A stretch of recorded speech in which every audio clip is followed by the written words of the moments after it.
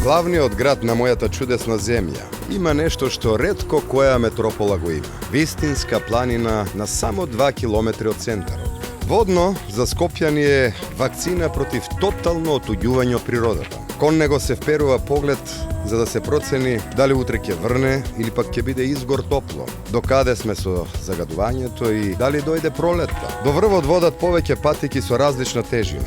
Уредени попатни станици за одмор, трим патека, чешми со бистра планинска вода, а на врвот крстовар, планинарски дом и огромниот милениумски крст подигнат во чест на 2000 годишнината од христијанството.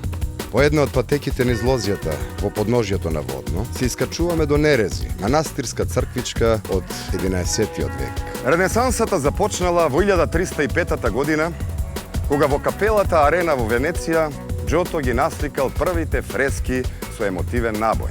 За подигањето на црквата во 1164 година сведочи надписот на мермерниот надвратник.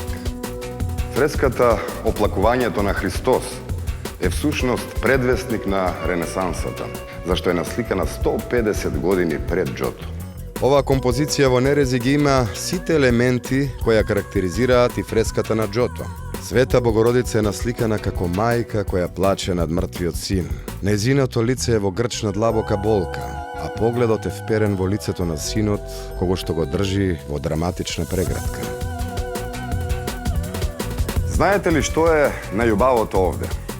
Тоа е фактот што и денес, после 10 векови, во Нерези се уште се слуша детскиот плач при крштевка и песната на отецот кој младите ги спојува во свет брак.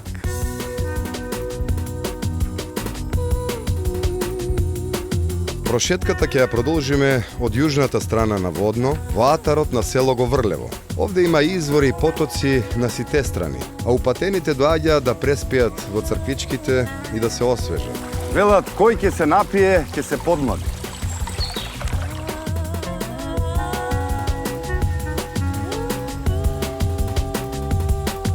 Сигурно сте чуле за Адам од Македонија.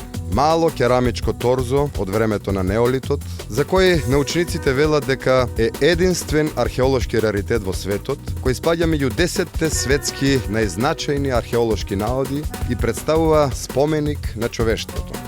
На овој локалитет е пронајден Адам од Говрлево.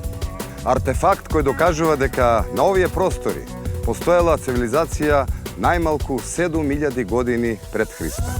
Како и жртвениците во форма на женско торзо, наречени Големата мајка, света заштитничка на домот и огништето, која илјадници години со необичен мир бдее над оваа земја.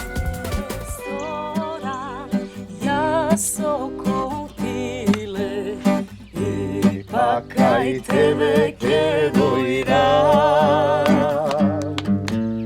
гора ке прелетам, кај тебе ке дојдам, вечно твоја ке бидам. Опа! На здравје. На здравје, сестра.